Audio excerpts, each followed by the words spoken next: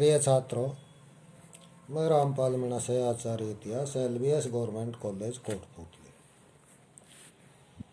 आज मैं आपको ईसा पूर्व 6वीं शताब्दी में भारत में धार्मिक क्रांति के कारणों के बारे में चर्चा कर रहा हूँ। यह टॉपिक आपके BA पार्ट फर्स्ट के प्राचीन भारत के इतिहास जो पेपर फर्स्ट में आता है उससे संबंधित है। तो 6वीं शताब्दी ईसा पूर्व में धार्मिक क्रांति अनेक कारणों का परिणाम थी। पहला कारण था आर्य अनार्य विचारधाराओं का संघर्ष।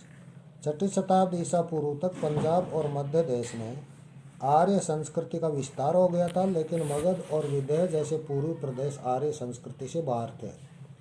आर्य प्रवृत्ति मार्गी थे, संसार त्याग, वैराग्य एवं कायक्लेश के विरोधी थे तथा गृहस्थ आश्रम को सर्वोच्च मानते थे। लेकिन अनार्य संस्कृति इस प्रवृत्तिवादी आर्य संस्कृति का विरोध करती आ रही थी, जिसका प्रबल केंद्र मगध था। अतः जैन धर्म एवं बौद्ध धर्म का उदय भी इसी प्रक्रिया का परिणाम था। वे ब्राह्मण धर्म की प्रवृत्ति प्रधान व्यवस्था के विरोधी थे और वैराग्य में ही मनुष्य का परम कल्याण देखते थे। नंबर 2, ब्राह्मण क्षत्रिय संघर्ष। अपने साधनामय जीवन एवं ज्ञान के कारण वैदिक काल में ब्राह्मण वर्ग की प्रभुता स्थापित हुई थी। वह समाज का मस्तिष्क था और पठन पाठन तथा यजन याजन के द्वारा समाज की बौद्धिक एवं धार्मिक आवश्यकताओं की पूर्ति करता था। दूसरा वर्ग क्षत्रिय था, जो देश की रक्षा व शासन कार्य में लगा हुआ था, और ब्राह्मण भी अपनी रक्षा एवं जीवन निर्वाह के लिए उसी पर निर्भर थे। अतः क्षत्रियों को ब्राह्मणों की प्रतिष्ठा करने लगी। अतः क्षत्रियों ने ब्राह्मणों के विरुद्ध स्वयं अपनी प्रतिष्ठा स्थापित करने का प्रयास किया। इसकी घोषणा सर्वप्रथम शतपथ ब्राह्मण में हुई, जहाँ क्षत्रिय को ब्राह्मण से ऊंचा बताया गया है। उपनिषद काल में भी जनक व प्रवाहन जयवली जैसे क्षत्रिय राजा हुए, जो ब्राह्मणों को शिक्षा देते थे। ब्रह्म विद्या के संस्थापक भी क्षत्रिय थे। जैन धर्म एवं बौद्ध धर्म का उदय इसी प्रक्रिया का परिणाम था। पूर्वी भारत में ब्राह्मण धर्म और सभ्यता का बल शेष भारत की अपेक्षा कम था। अतः यहीं पर दोनों नवीन धर्मों का उदय हुआ। दोनों के ही साहित्य में क्षत्रिय को ब्राह्मण से उच्च बताया गया है। तीसरा कारण बताया गया है धार्मिक असंतोष। इस समय वैदिक धर्म अपने मूल पवित्रता खो चुका था। वैदिक धर्म में 3 प्रकार के दोष उत्पन्न हो गए थे।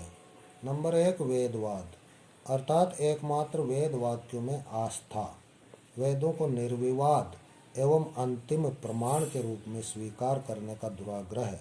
यह अंधश्रद्धा का एक रूप था, जिसमें स्वविवेक एवं बौद्धिक अन्वेषण की प्रक्रिया अवरुद्ध हो रही थी। नंबर 2, यज्ञवाद, अर्थात जटिल, विशद एवं कर्मकांड पूर्ण यज्ञों का विधान, जिसने धर्म को अत्यधिक आडंबरपूर्ण एवं दिखावे की वस्तु, अत्यधिक खर्चीला एवं अभिजात वर्ग की संपत्ति बना दिया था। पुरोहित वर्ग ही अब यज्ञ का संपादन कर सकता था। यज्ञ पशु हिंसा व वन संपदा के विनाश के ये यज्ञ साधन बन गए। इस प्रकार ऋग्वैदिक कालीन यज्ञ का सरल स्वरूप लुप्त हो गया था, जिसमें न जटिलता थी, न हिंसा और न ही पुरोहितों की आवश्यकता। ऐसी स्थिति में चिंतनशील व्यक्तियों ने यज्ञों की यांत्रिकता व जटिलता के स्थान पर आत्मज्ञान के लिए मन शुद्धि पर जोर दिया, जिसका उपनिषदों में प्रतिपादन किया गया है।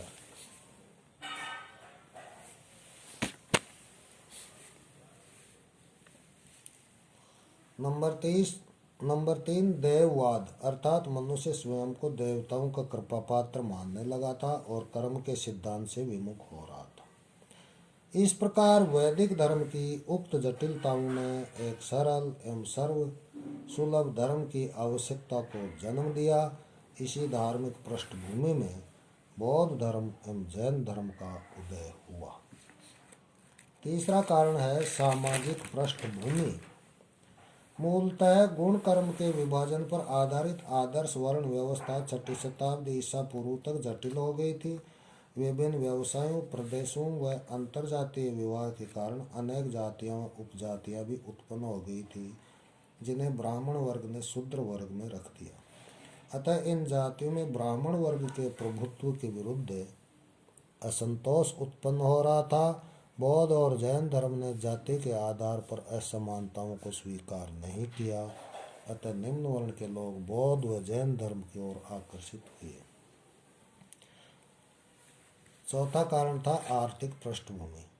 6ठी शताब्दी ईसा पूर्व में नगरों का विकास हो रहा था और व्यापार में वृद्धि हो रही थी। इस प्रक्रिया में वैश्य वर्ग समृद्ध हुआ और अपनी अर्जित धन संपत्ति के बलबूते पर सामाजिक श्रेष्ठता का आकांक्षी हो गया। तत्कालीन वैदिक धर्म में उसे यह स्थान प्राप्त नहीं था। अतः वह ऐसे धर्म की खोज में था जिसमें ब्राह्मणों को उससे उच्चतर स्थान नहीं दिया जाए। बौद्ध धर्म एवं जैन धर्म ने उसकी इस आकांक्षा की पूर्ति की। पांचवा कारण है वैचारिक पृष्ठभूमि। बौद्ध एवं जैन धर्म के उदय से पूर्व ऐसे विचारक हुए जिन्होंने तत्कालीन धार्मिक जीवन की जटिलताओं एवं आडंबरों की आलोचना की और नवीन धार्मिक विचारों को प्रस्तुत किया। सर्वप्रथम उपनिषदों ने देववाद, यज्ञवाद एवं कर्मकांड का विरोध किया और आत्मज्ञान के सर्वोच्च लक्ष्य तक पहुंचने का आदर्श प्रस्तुत किया। चारवाक भी वैदिक कर्मकांडों के विरोधी थे, भोगवादी और भौतिकवादी थे। इनके अतिरिक्त प्रमाण, ईश्वर एवं मोक्ष मार्ग संबंधी विभिन्न विचार वाले संप्रदायों का भी उदय हो गया था। बुद्ध के समय ऐसे 62 संप्रदायों का उल्लेख मिलता है।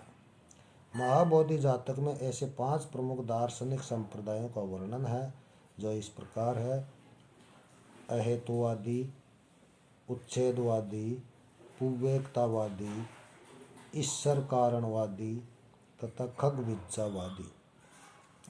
बौद्ध साहित्य में बुद्ध के समकालीन 6 आचार्यों का उल्लेख मिलता है, जो विभिन्न मतों के प्रवर्तक थे, जो इस प्रकार है: पूर्ण कश्यप, जो अक्रियावादी थे; मक्खलीपुत्र गौसाल, जो आजीवक संप्रदाय के संस्थापक थे; अजित केशकम्बली, जो भौतिकवादी थे; पकुद कात्यायन, जो अकृततावादी थे; और संजय वेलट्ठीपुत्र, जो संदेहवादी एवं अनिश्चिततावादी थे; एवं निगंठनाट पुत्र, निर्ग्रंथ ज्ञात्रपुत्र अर्थात महावीर स्वामी।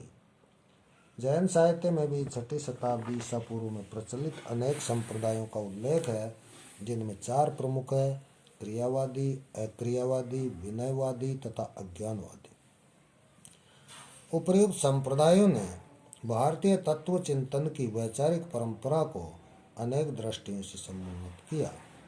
इन दोनों धर्मों के उदय की पृष्ठभूमि में वैचारिक चिंतन मनन की एक पूर्ववर्ती दीर्घ परंपरा विद्यमान थी। निष्कर्ष तौर पर यह कहा जा सकता है कि विभिन्न धार्मिक, सामाजिक एवं आर्थिक कारणों ने 6ठी शताब्दी ईसा पूर्व में एक धार्मिक क्रांति को जन्म दिया। धर्म सुधार की लहर उपनिषद काल में ही दौड़ चुकी थी, जिसने 6ठी शताब्दी ईसा पूर्व की धार्मिक क्रांति के आगमन का मार्ग प्रशस्त कर दिया था। ब्राह्मण व्यवस्था से पीड़ित निम्न वर्ग, कुछ ब्राह्मण चिंतकों, जिनमें सारिपुत्र, मौदगल्यायन तथा महाकश्यप थे, उन्होंने ब्राह्मणों से रुष्ट क्षत्रियों तथा अन्य लोगों ने इस धार्मिक क्रांति का स्वागत किया। इस प्रकार से 6ठी शताब्दी ईसा पूर्व में बौद्ध और जैन धर्म के उदय की पृष्ठभूमि के रूप में उपरोक्त धार्मिक कारण उत्तरदायी थे।